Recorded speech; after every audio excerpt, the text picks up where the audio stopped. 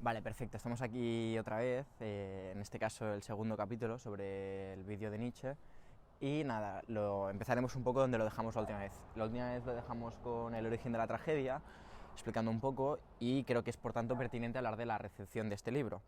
Este libro tiene una recepción absolutamente nefasta, aunque realmente será nefasta en el año 72, que se publicará un artículo que irá por él, pero igualmente tiene una recepción muy mala dentro del círculo filológico, porque recordamos que Nietzsche aún es entendido en ese momento como un filólogo.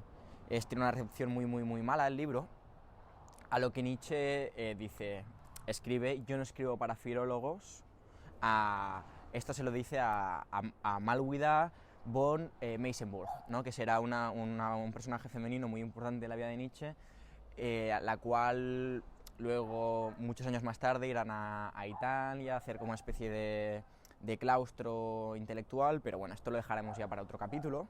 Entonces quiero que nos quedemos con eso, con que la recepción es muy mala en el nacimiento de la tragedia, en el origen de la tragedia, porque de alguna manera es un libro muy poco académico, es un libro ya más filosófico, es un libro con mucha exclamación, muy al estilo Nietzsche y muy poco académico. Entonces, dentro del círculo académico estatista, casi burócrata, se recibe con nefasta recepción. Entonces, es importante mencionar que en este momento los Wagner se mudan de Tischen, que es donde estaban antes, donde Nietzsche los va a visitar los fines de semana, donde Nietzsche experimenta un ocioso círculo intelectual. Se mudan a Beirut, lo que posteriormente será el círculo de Bayreuth, donde se creará como todo este movimiento artístico de la ópera como obra total, donde recaudarán fondos y posteriormente Wagner acabará siendo un cristiano, ¿no? Entonces, ¿por qué es importante que se muden? Porque para Nietzsche los Wagner dentro de Thyssen son gente muy importante para él y su movimiento intelectual. Él mismo le escribe en el año 69, de eso hace ya un tiempo, cuando él llega a Basilea, le escribe a Rode que para él los Wagner son su propia Italia, que es un lugar donde aún viven Schopenhauer, Goethe, Esquilo y Píndaro, grandes autores, ¿no? En este momento lo podemos ver en sus obras. Goethe tiene mucha influencia para Nietzsche aún. Entonces, ¿por qué es importante Píndaro? Porque Píndaro tiene una frase que atraviesa como una lanza la historia de la filosofía, que es llegar a ser el que se es, ¿no? Llegar a ser lo que eres, como una máxima ontológica, ¿no? Dentro del propio ser humano, que es llegar a ser lo que se es, que el propio Nietzsche eso lo usará en Ecce Homo al final de su vida, en un capítulo que se llama ¿Cómo se llega a ser lo que se es? O sea, es una frase que atraviesa de manera... lee un coche, atraviesa como una lanza el pensamiento nietzscheano. Entonces, ¿quién es Píndaro, no? Píndaro es un poeta lírico de la época clásica que siempre se había entendido como un autor oscuro y complicado, porque utilizaba una prosa con distintos dialectos, con distintos usos del lenguaje, que Goethe y Hölderlin, el mencionado anteriormente, los románticos, recuperan como paradigma del genio creador, ¿no? Entonces, en este contexto, Nietzsche escribe cinco prólogos para 5 libros no escritos, que es, nada, unos escritos muy cortitos, que serán un regalo para Cosima, la mujer de Wagner, ¿no? ¿De acuerdo? Será un regalo para su cumpleaños, estos cinco prólogos, estos 5 escritos breves, será un regalo para Cosima, que Cosima será la mujer de Wagner, irá adoptando la figura de Ariadna, sobre todo al final de la vida, ¿no? Ariadna, la relación amorosa entre Dionisos y Ariadna, mitológica. El propio Nietzsche, cuando al final de su vida ya está en un estado ya casi de locura, que firma como Dionisos y tal, el amor que siente por Cosima, le declara su amor abiertamente, Cosima se convertirá en Ariadna, aunque de esto aún quedan muchísimos años para llegar ahí. En ese momento tan solo es un regalo. Entonces, Cosima no acaba de entender estos escritos, no le acaban de gustar, tarda mucho en contestarle, no funcionan, porque en el círculo de Bayreuth, el círculo wagneriano, los Wagner, quieren que Nietzsche vuelva a esa vida académica como un intérprete, aparte de musical, un intérprete de Homero y Esquilo, como un filólogo académico, ¿no? Porque, recordemos, la recepción nefasta que ha tenido el origen de la tragedia, ellos quieren que vuelva un poco al origen de la tragedia, incluso se lo comentan en cartas. Creemos que si te alejas un poco de la metafísica y vuelves con un tratado académico, podrás volver donde te pertocaba estar. Entonces, aquí me volvería a recuperar la figura del paleontólogo de Rutimeyer, que en unas conversaciones con Nietzsche es lo que os comenté en el último vídeo, como de las vértebras poco a poco van mostrando la evolución de una especie. Como esta evolución sutil que está ahí abajo, que se va modificando poco a poco hasta llegar al estado de la especie actual. Entonces Nietzsche, esto es importante porque lo usará que posteriormente en la genealogía de la moral no deja de ser eso. Entonces, en esta época de los 5 prólogos, a mí el que más me interesa es sobre el Pathos de la verdad. Me parece un prólogo súper interesante, donde ya se empieza a experimentar un cambio en el estilo nietzscheano, donde ya empieza a hacer un experimento con el lector, donde se dirige abiertamente al lector y lo pone en unas situaciones de pensamiento, de reflexión, de experimento mental. Entonces,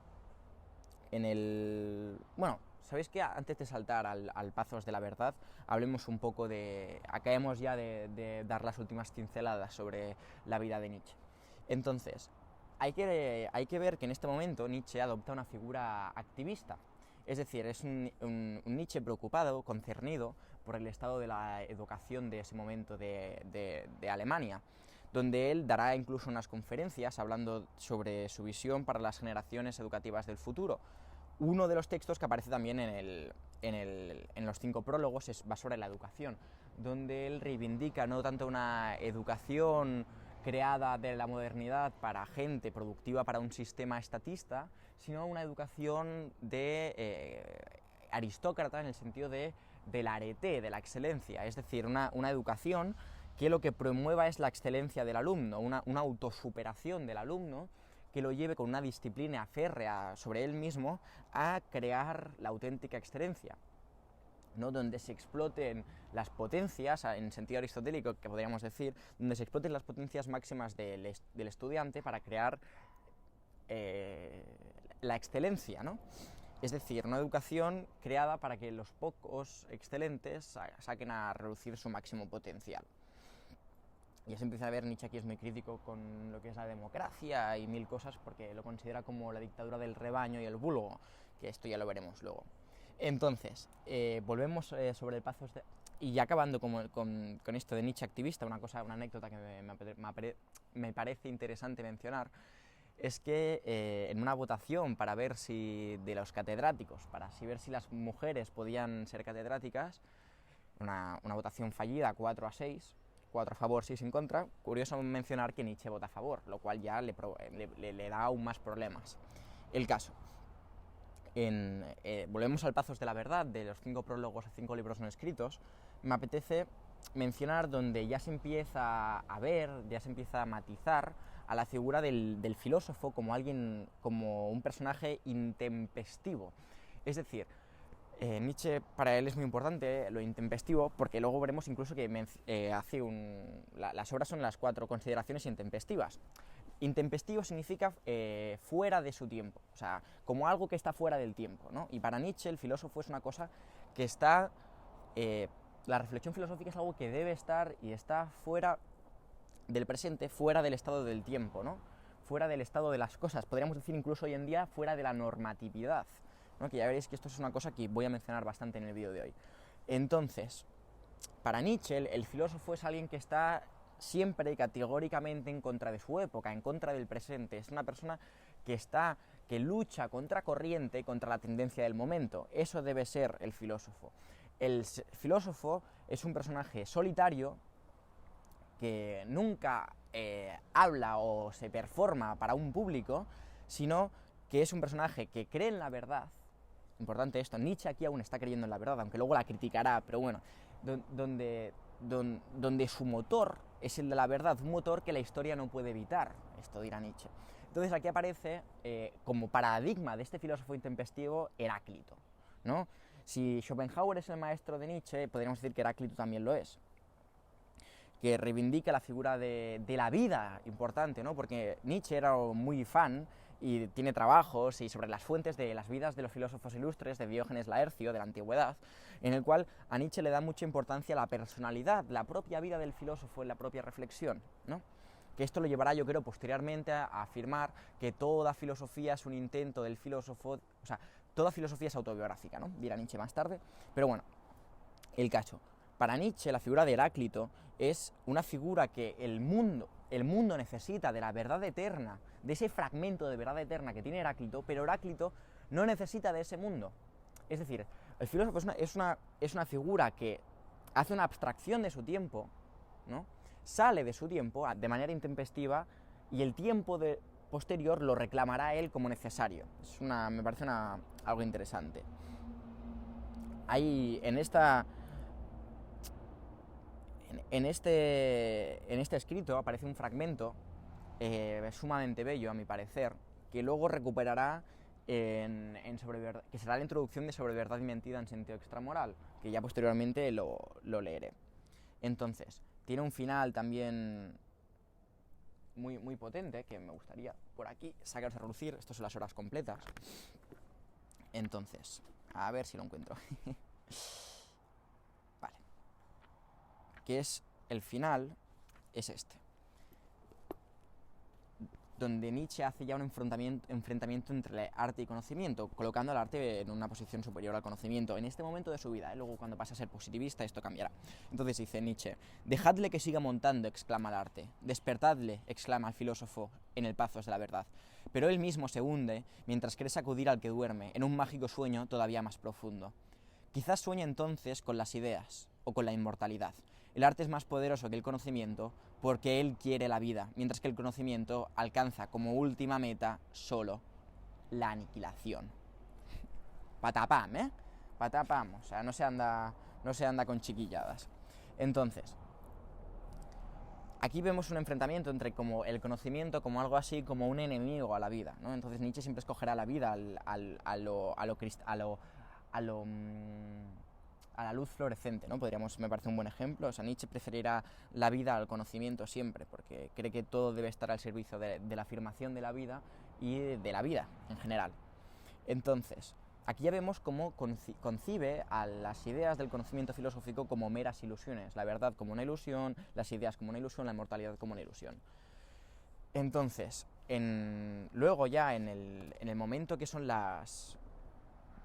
los pensamientos sobre el futuro de nuestra generación, las instituciones educativas, que es lo que he mencionado anteriormente, que es también uno de los 5 prólogos, Nietzsche invita al lector a hacer una lectura entre líneas, a hacer una reflexión sobre la idea del autor y no aceptar las meras tesis del autor.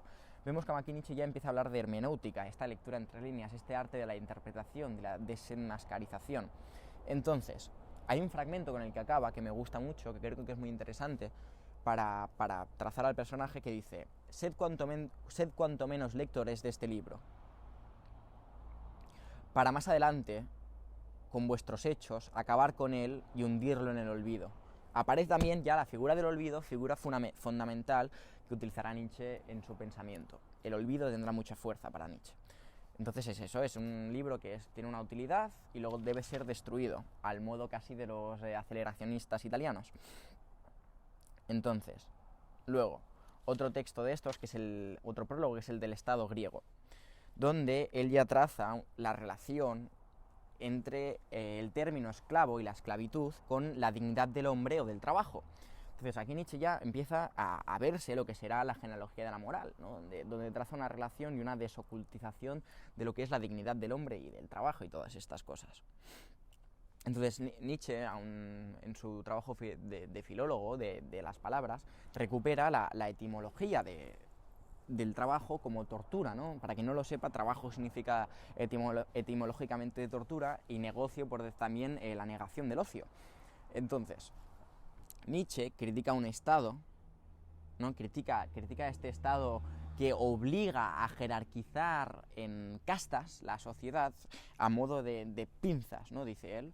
Entonces, aquí ya vemos como Nietzsche hace una afirmación, una cita, que creo que es interesante ver como es una semilla que posteriormente será la genealogía de la moral. Dice: La violencia proporciona el primer derecho, y no existe ningún derecho en el que su fundamento no haya sido una arrogación, expropiación, usurpación, perdón, y violencia. Es decir, Nietzsche relacionará los derechos con la violencia, con su toma violenta de los mismos. Bien, cerramos aquí ya los 5 prólogos, a 5 libros no escritos. Bebo un poco de agua porque mi voz se cansa. Entonces, sobre verdad y mentira en sentido extramoral. Quizás esta es la pieza por la cual me enamoré de Nietzsche profundamente. Me parece un texto increíble. Un texto es muy breve, son 8 páginas o 10 páginas, algo así. Un texto breve, un texto brillante, un texto con un estilo absolutamente magnífico, con unos conceptos deslumbrantes. Me parece un texto realmente espectacular que os recomiendo leer a todas y todos, que lo podéis encontrar, me parece, en internet, 4 clics lo encontráis fácilmente. Y bueno, tan solo vamos a empezar con eso que salía en el Pazos de la Verdad, que está un poco cambiado.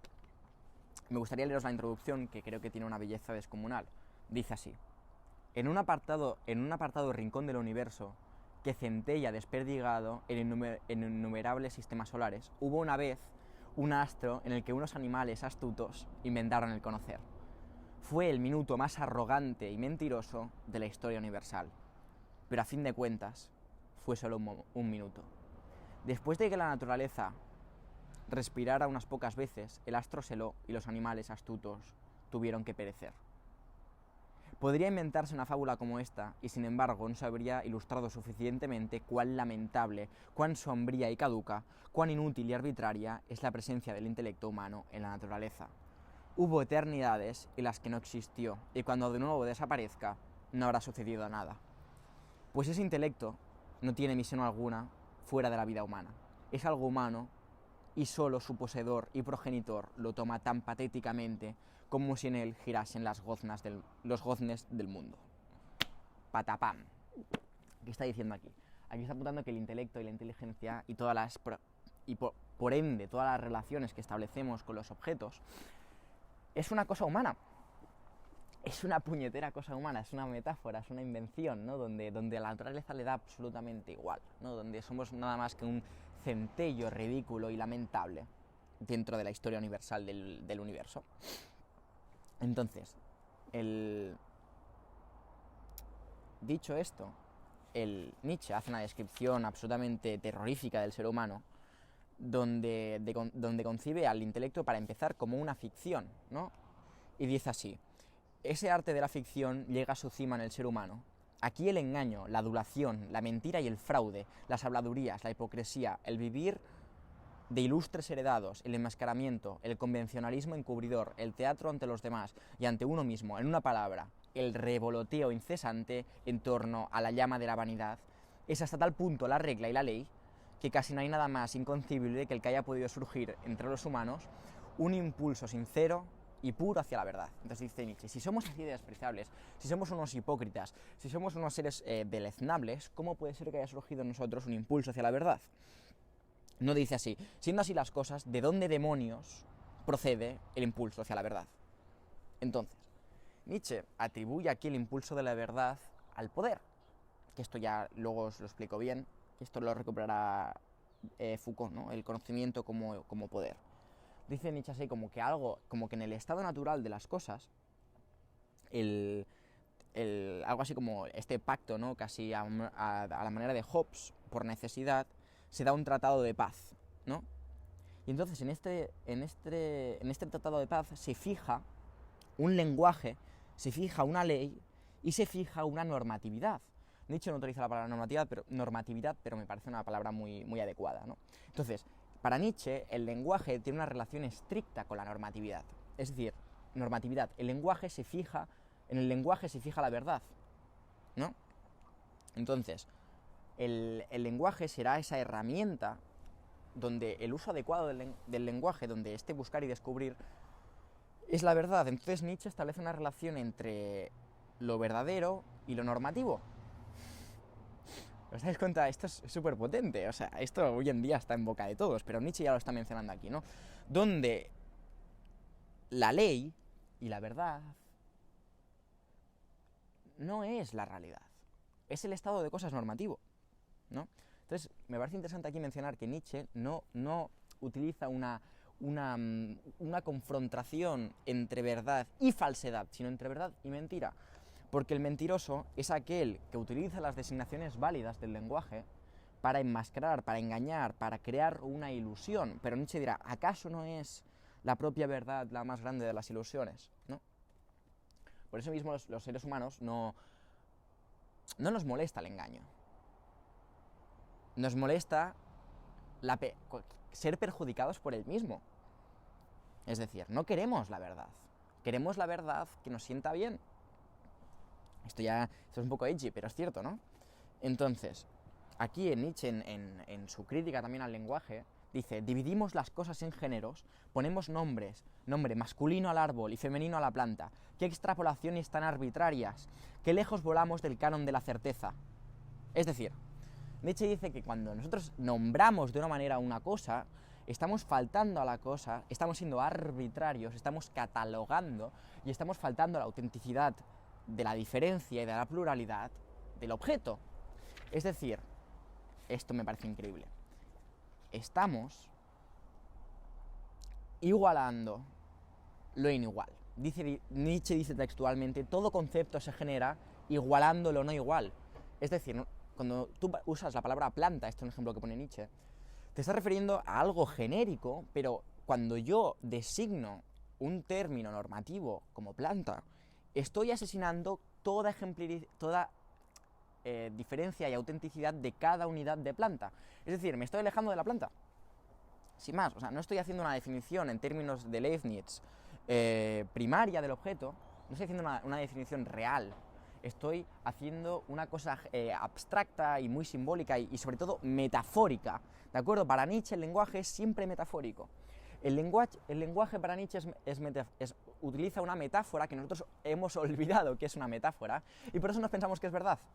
Pero el lenguaje es una metáfora estricta, es una metáfora normativa, es una metáfora cerrada dentro de unas normas, pero no expresa nada más que una metáfora. ¿De acuerdo? Bien, entonces,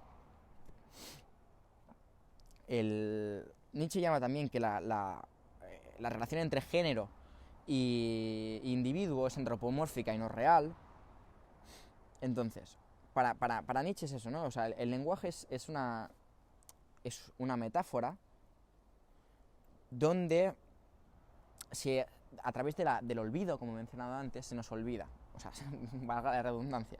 Entonces, me gustaría mencionar aquí una crítica que hace Nietzsche. Dice, bajo las primeras impresiones intuitivas, construir un orden piramidal de castas y grados, crear un mundo de leyes, privilegios, subordinaciones y delimitaciones, mundo que ahora se contrapone al otro, el mundo intuitivo de las primeras impresiones, y pasa a considerarse como lo más firme, lo más universal, lo más conocido y lo más humano, y por ello lo regulador imperativo. Aquí yo creo que Nietzsche está haciendo una relación de conocimiento y poder como el conocimiento y el lenguaje como una herramienta de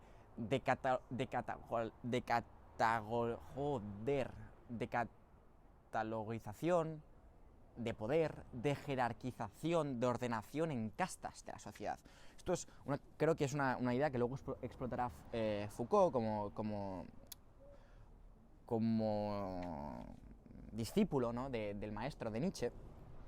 O sea, Foucault como maestro de... O sea, Nietzsche es el maestro de Foucault, Foucault es el discípulo, ¿no? Perdón, me he liado aquí. Que utilizará luego esta relación de conocimiento y lenguaje como poder y normatividad. Entonces, Nietzsche se refiere al lenguaje como una construcción metafórica descomunal, ¿no? Que luego todo el conocimiento no es más que juegos dentro de este propio lenguaje de buscar y encontrar en un orden de cosas, ¿no? Entonces, aquí un saludo ha sido para el Guillem, guapo.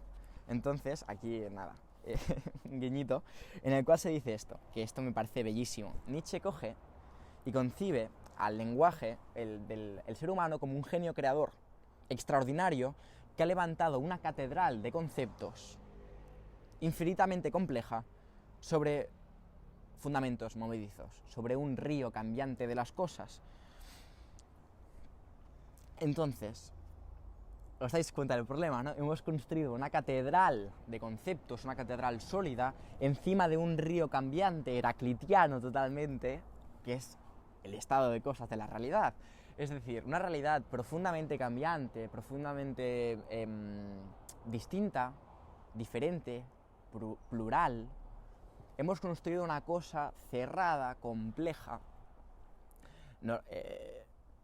arquitectónica, ¿no? Entonces, hay una violencia, hay un choque entre lo plural, lo distinto, lo único de cada una de las cosas que proceden a pasar por el río y la rigidez de un lenguaje. Que podríamos entrar si es necesario o no esta rigidez, pero es evidente que aquí hay un conflicto entre lo móvil de la realidad y lo rígido del lenguaje. Entonces, por eso para Nietzsche es ante todo el lenguaje una relación estética con el mundo, ¿no? Y pone un ejemplo muy bueno que dice: si el mismo estímulo, es decir, una cosa, uno de nosotros lo viese rojo, otro azul, incluso un tercero lo escuchase como sentido, entonces nadie hablaría de dicha regularidad, de naturaleza, sino que se entendería como una creación de lo más subjetiva. Es decir, si cada uno viese las cosas distintas, estaríamos de acuerdo en que nuestra visión del mundo es subjetiva, pero no, nos creemos que es subjetiva porque hay un acuerdo entre los seres humanos. Por eso nos cuesta tanto entender que hay animales que conciban el mundo y lo vean de una manera distinta, ¿no? Porque dice Nietzsche: oye, ¿os dais cuenta del antropomorfismo en el cual estamos cayendo, o soy solo yo? Entonces, para Nietzsche, aquí este impulso de la formación de metáforas, impulso fundamental en el ser humano, que en ningún momento se puede eliminar porque en ello se elimina el propio ser humano, es decir, el ser humano es un animal ante todo histórico y metafórico. Para Nietzsche es un animal simbólico, porque una metáfora es una relación con el símbolo. Para Nietzsche el tejido conceptual es un tejido metafórico, ¿no? Y entonces cuando esta intuición, cuando el intelecto se libera de la catedral conceptual, aparece la intuición de la metáfora artística, donde el intelecto brilla, donde el intelecto vuela, donde el intelecto flota como un bailarín y construye una intuición metafórica libre. Por eso Nietzsche aquí vuelve a reivindicar el arte como un enfrentamiento otra vez contra el conocimiento. Porque el arte es esa potencia creadora que no está subyugada, o no debería estarlo, a una normatividad rígida, como es el lenguaje, o como es la ciencia, o como es el conocimiento empírico. Por eso el arte es importante, porque es la explotación vital del impulso metafórico libre.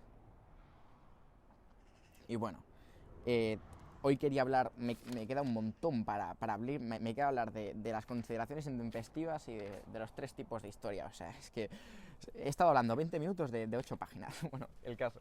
Y mucho más que podría estar hablando, he hecho un resumen. Ya dejaré para otro día. El siguiente capítulo, pues bueno, pues va a ser más larga la serie, ya ves tú qué problema. Entonces, en el final ya al final de este texto, ya me gustaría cerrar con el final del texto. Y creo que Nietzsche también aquí está manejando ya la idea de la verdad como eso útil para la vida, ¿no? Como la verdad como la mentira más útil, la verdad debería ser la mentira útil, aunque esto quizás entra en contradicción con esta idea nietzscheana de la verdad real como algo desgarrador que el humano no quiere entender. Hay una cierta contradicción aquí. Pero bueno, el caso dice: ¿de qué forma tan diferente se mantiene el ser humano estoico en idéntica adversidad, enseñado por la experiencia y dominándose a sí mismo mediante conceptos? Él, que de ordinario tan solo busca sinceridad, verdad, liberarse de engaños y protección ante sorpresas que cautivan, ahora, en la desgracia, lleva a cabo la obra maestra de la ficción, como aquel en la dicha. Dice: una máscara con digna simetría en los rasgos, no grita, ni siquiera altera su voz. Cuando un nubarrón de tormenta descarga sobre él, entonces se envuelve en su manto y se va bajo el aguacero a paso lento.